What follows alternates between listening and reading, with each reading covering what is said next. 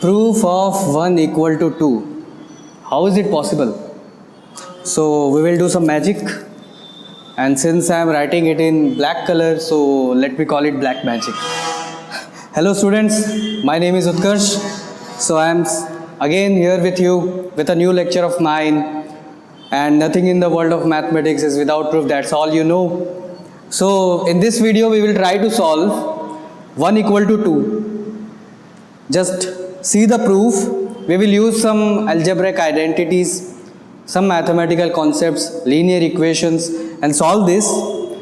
And after that we will see, is it actually true? Because if 1 is equal to 2, then all the digits will merge to a single point, and the entire mathematical world will now be addressed as a single number. Imagine there is no other number, all the numbers are same. Is it possible? Okay, we will talk about it later, but let me first solve this. Let me take the proof of this. Okay, so 1 equal to 2.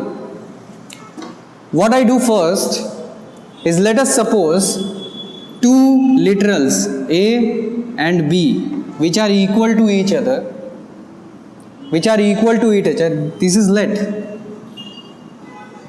So I can let any number. Let A equals to B is equal to 1. We have let two literals which are equal, and they are equal to the numerical value 1. So can I not write A square equals to AB? Without any loss of generality, it will be equal, because A square equals to 1 square, which is 1, and AB equals to 1 into 1, which is again 1 square, which is equal to 1. So till now it's true. Okay, so now what I will do, I will subtract B square from each side. So A square minus B square equals AB minus B square. Again, without any loss of generality, it's true, because A square is 1, B square is 1, 1 minus 1 is 0, we get 0 this side. AB is 1, B square is 1, 1 minus 1 is 0, 0 equal to 0. So again, we don't have any issues till here. Now we will use the algebraic identity for A square minus B square. And we all know A square minus B square is A plus B into, that's right, A minus B. And similarly on the right hand side, we see B as a common. And we can take that common out, and we will have A minus B. So this is A plus B into A minus B, and this is B into A minus B, which will come down. So now A plus B will be equal to B into, let me take this A minus B to this side, A minus B divided by A minus B. So now I have a value in the numerator which is equal to the denominator. I can cancel it out, and it will give only B. So you can see something on the board, that is A plus B is equals to B. Now children, what is the value of A plus B? Yes, it is 1 plus 1, which is equal to 2. It's in the LHS. And what is the value of B?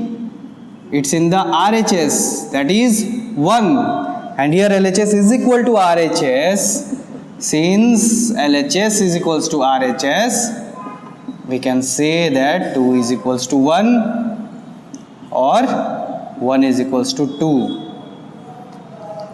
So now we have proved that 1 equals to 2. But as mentioned earlier, if this is the case, then all the digits will merge to the same number, same point.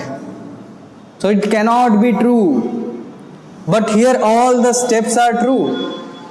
Then where is the culprit? I can give you 5 seconds.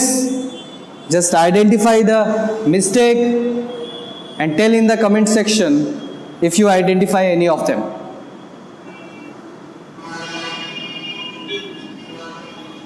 Okay, so let me tell you the wrong step in this.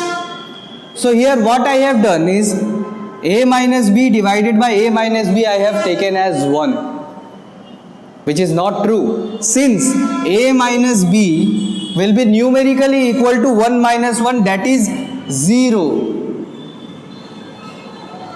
and a minus b again is 0. But is 0 by 0 1? No.